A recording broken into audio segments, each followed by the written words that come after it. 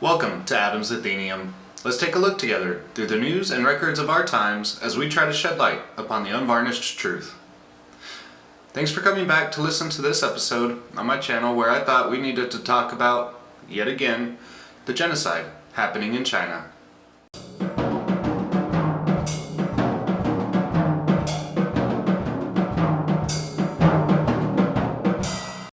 Nowadays, since the summers of 2018 and on, social justice warriors, or SJWs, started running around major cities yelling that we should punch Nazis in the face because of fascism. Well, those uneducated, usually white liberals, seem to not know anything of the Holocaust or Hitler's death toll. Hitler led a genocide against mostly one race, the Jews. Nowadays, there's another genocide taking place, right in front of our faces.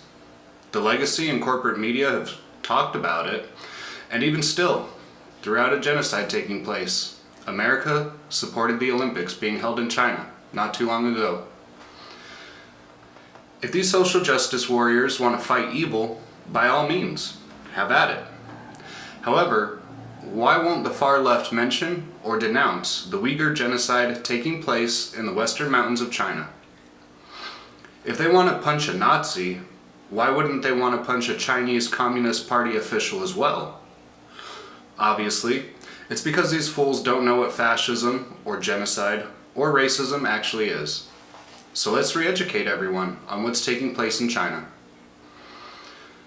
Going on now for approximately 8 years, Uyghur Muslims, who are an ethnically and racially separate group from Chinese descendants, have been systematically kidnapped, imprisoned without trial, beaten and murdered, raped and sodomized. Men and women have had their genitalia mutilated and scarred. Women are gang raped and must assist in tying down other women who will be raped. Women are forced to take contraceptives, have abortions, and men have also been reported to have been sterilized. Brainwashing systems, or re-education camps, have been established to demolish everything the Uyghur Muslims believe in, and to eventually convert their mentality, spirituality, and bloodline into the Han Chinese identity. Now, according to Liberty News Network, in their article titled, "Breaking, Uyghur Concentration Camp Survivors Describe Awful Treatment," they report what a camp escapee saw and witnessed. Another inmate, who is ethnically Kazakh, says that prisoners, including herself, were often forced to facilitate the rape of prisoners in the camps. "My job was to remove their clothes above the waist and handcuff them so they cannot move. Then I would leave the women in the room and a man would enter, some Chinese man, from outside or policeman. I sat silently next to the door, and when the man left the room, I took the woman for a shower." And they continue later to say, "Yes, the rape has become a culture," the guard told Sadiq in a courtyard with relatively less surveillance. "It is gang rape, and the Chinese police not only rape them, but also electrocute them. They are subject to horrific torture." Sadiq explained that there were 4 forms of electrocution torture the authorities would use: the chair, the glove, the helmet, and electric anal rape with a stick. From the New York Post, in an article titled, "Biden Dismisses Uyghur Genocide as Part of China's Different Norms," they quote Biden as saying, "If you know nothing about Chinese history, it has always been the time when China has been victimized by the outer world is when they haven't been unified at home," Biden began.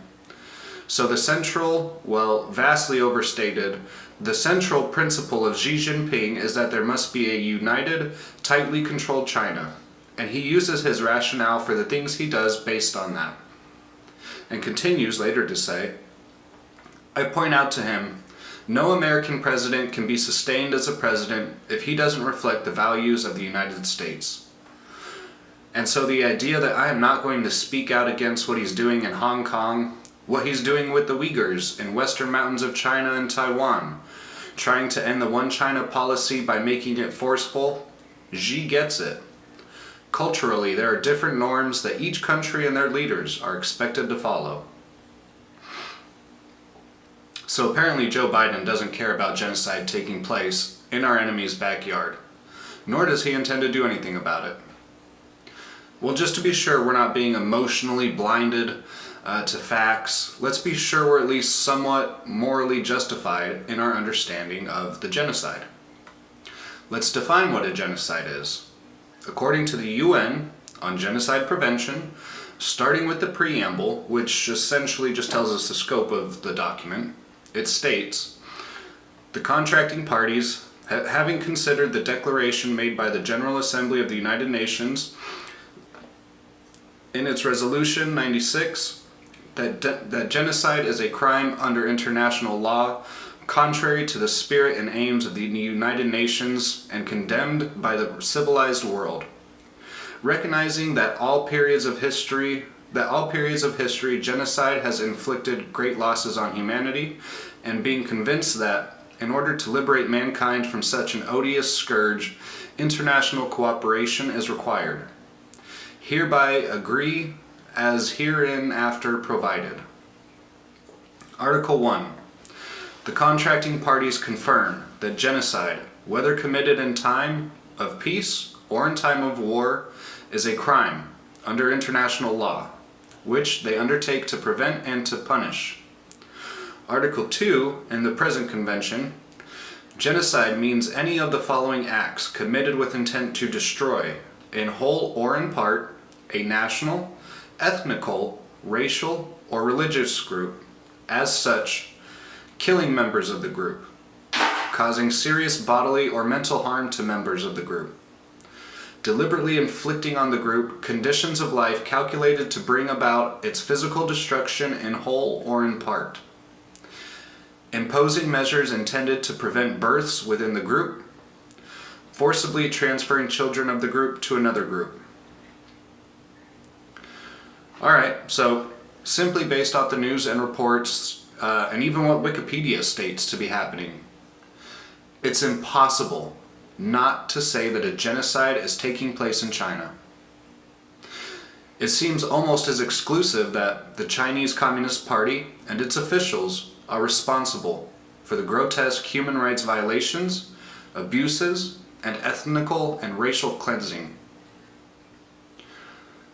America, I'm tired of us bickering over silly, stupid, and trivial hot political topics or celebrity gossip.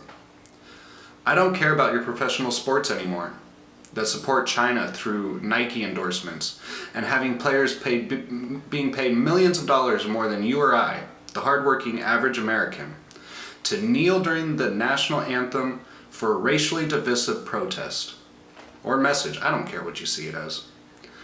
I don't care that you're upset because you think you have a constitutional right to kill babies, and now that's being threatened. I don't care that Joe Biden is running our country to the ground quicker than you can throw the baby out with the bathwater. What matters the most? Does it not bother you that women and children, men alike, are being kidnapped for their immutable characteristics and being murdered for being themselves? Does it not bother you that America has supported China throughout the Olympic Games? Look me in the eye. Look me in the eye and tell me that any problem happening in your life right now is worse than what's happening to any Uyghur Muslim in China. You can't. Not honestly, anyway. I've asked before in my previous video about China, and I'll ask it again. Because Congress is too cowardly to do anything, as is our president. So I, as an American citizen then, must ask Congress to declare a state of war against the Chinese Communist Party.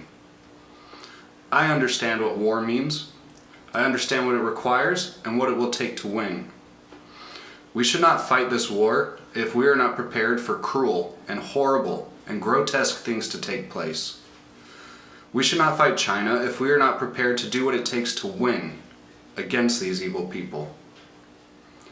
I previously asked for a land, sea, and air invasion of China, and I repeat that request. I understand that with the state of the Chinese economy and military, Xi Jinping may likely respond with nuclear arms.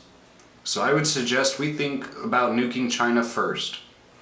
Obviously, as decent human beings, we should try our best to warn every peaceful, non-combatant civilian to leave that nation. I understand that China has built more nuclear silos, and we aren't sure which ones are loaded and which ones may be decoys.